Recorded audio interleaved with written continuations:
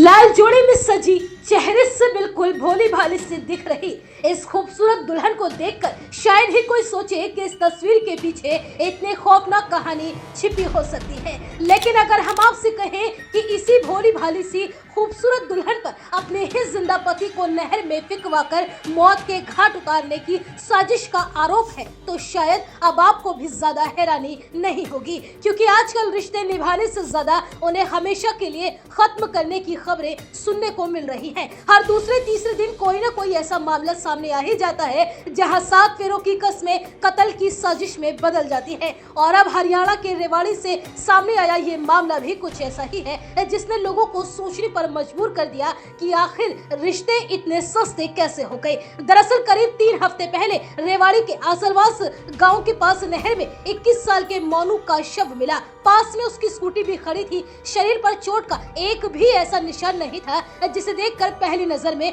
हत्या का अंदाजा लगाया जा सके। जिसने भी देखा उसने यही कहा कि शायद हादसा हुआ होगा या फिर उसने खुद ही नहर में छलांग लगा दी होगी। बात यहीं तक रहती तो शायद ये कहानी आज आपके सामने भी नहीं होती। परिवार ने भी भारी मन से मोनू को आखिरी विदाई दे दी, लेकिन उन्हें बिल्कुल अंदाजा नहीं था कि जिस कहानी का अंत समझकर वो बेटे को विदा कर रहे हैं, असल में उसकी शुरुआत अभी बाकी थी। 21 साल का मोनू कोई बड़ा बिजनेसमैन नहीं था, कोई रसूखदार परिवार से भी नहीं था। वो तो अपने माँ बाप की उम्मीद था, 2 बहनों का इकलौता भाई। 12वीं के बाद घर की जिम्मेदारियां कंधों पर आ गई तो नौकरी पकड़ ली। हर महीने मिलने वाली तनख्वाह से घर चलता था। माँ बाप को लगता था कि बेटा मेहनती है, शादी हो चुकी है, अब जिंदगी धीरे धीरे पटरी पर आ जाएगी। लेकिन कई बार इंसान जिस रिश्ते को सबसे बड़ी खुशी समझ रहा होता है, उसी रिश्ते के अंदर सबसे बड़ा तूफान पल रहा होता है। करीब 3 साल पहले मोनू की शादी तन्नू से बड़े ही अरमानों के साथ हुई थी, लेकिन शादी के बाद सब कुछ वैसा नहीं चला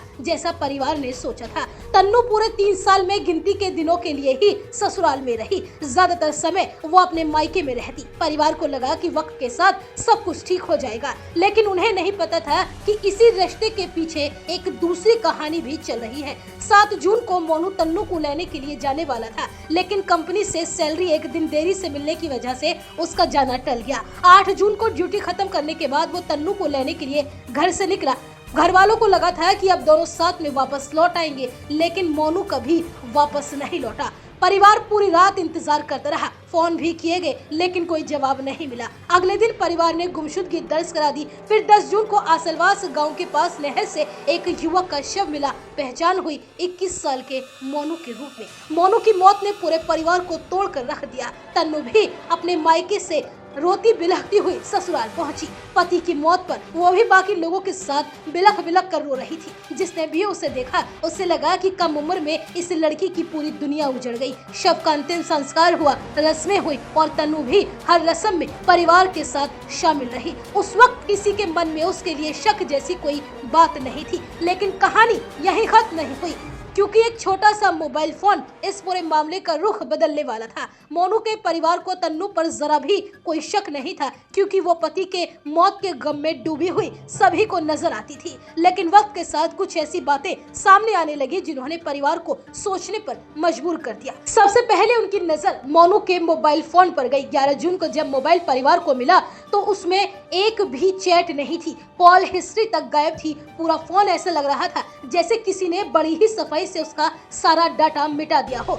बस यहीं से परिवार के मन में पहला सवाल पैदा हुआ, अगर ये सिर्फ हादसा था तो फिर मोबाइल का पूरा डाटा आखिर किसने और क्यों डिलीट किया। इसी सवाल का जवाब ढूंढने के लिए परिवार मोबाइल को लेकर एक साइबर एक्सपर्ट के पास गया। कुछ देर के बाद जो सारा डाटा वापस आया, उसने परिवार के पैरों तले से जमीन खिसका दी। मोबाइल में मोनू और तन्नू की डिलीट की गई चैट सामने आ गई। और इतना ही नहीं, 8 जून यानी जिस दिन मोनू लापता हुआ, उस दिन उसने तन्नू को 1, 2, 3 बार नहीं बल्कि पूरे 49 बार फोन कॉल किए थे, लेकिन दोनों के बीच में सिर्फ एक बार करीब 3 मिनट बात हुई थी। बस यही वो बात थी जिसने परिवार का शक यकीन में बदलना शुरू कर दिया। हालांकि परिवार ने उस वक्त कोई हंगामा काम नहीं किया। उन्हें डर था कि अगर अभी शक जाहिर कर दिया गया तो कहीं सबूत मिटाने वाले लोग और सतर्क न हो जाए, इसलिए उन्होंने चुप रहना ही बेहतर समझा। मोनू की रस्में पूरी होने तक किसी को इस बात का एहसास तक नहीं होने दिया कि उनके हाथ कोई ऐसा सुराग लग चुका है जो पूरी कहानी बदलने वाला है। रस्में पूरी होती ही परिवार सीधे पुलिस के पास पहुंच गया। मोबाइल से रिकवर हुआ डाटा पुलिस को सौंप दिया और कहा, इस मामले को सिर्फ हाथ संभाल कर बंद मत कीजिए, यहाँ कुछ ऐसा है जिसकी तह तक जाना बेहद जरूरी है।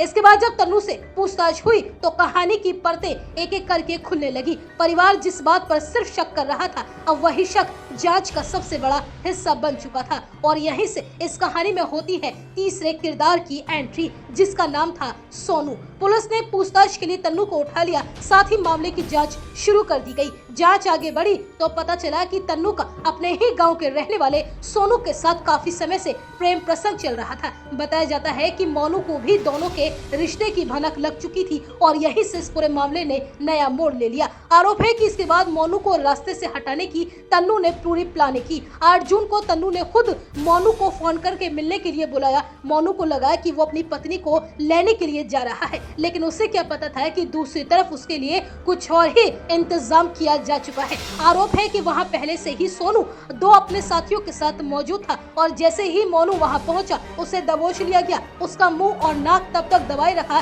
जब तक वो पूरी तरह से बेहोश नहीं हो गया। इसके बाद उसे उठाकर नहर में जिंदा ही फेंक दिया ताकि लोगों को लगे कि उसकी मौत डूबने की वजह से हुई है। यहीं पर साजिश खत्म नहीं हुई। मोनू की स्कूटी भी नहर के किनारे खड़ी कर दी गई ताकि पूरा मामला हादसा या फिर खुदकुशी जैसा दिखाई दे। पहली नजर में यही हुआ। शव मिला, स्कूटी मिली, शरीर पर कोई बड़ा चोट का निशान नहीं था, इसलिए किसी का ध्यान हत्या की तरफ गया ही नहीं। लेकिन कहते हैं कि कितनी भी बड़ी प्लानिंग क्यों न हो, एक छोटी सी चूक पूरा खेल बिगाड़ देती है। इस कहानी में वही चूक बना मोनू का मोबाइल फोन। उसका डाटा हमेशा के लिए जो मिटा दिया गया था, अगर वो वापस नहीं आता तो ये मामला भी हाथ संभाल कर हमेशा के लिए बंद हो जाता। मोबाइल से मिले सुरागों के बाद जांच ने रफ्तार पकड़ी, पूछताछ का दायरा बढ़ा तो तन्नू से भी सख्ती से पुलिस ने सवाल किए। इसके बाद जो बातें सामने आई, उन्होंने शुरुआत से बनाई गई पूरी कहानी बदल कर रख दी। तन्नू ने कबूल कर लिया कि उसका सोनू के साथ प्रेम प्रसंग चल रहा था और इसलिए ही उसने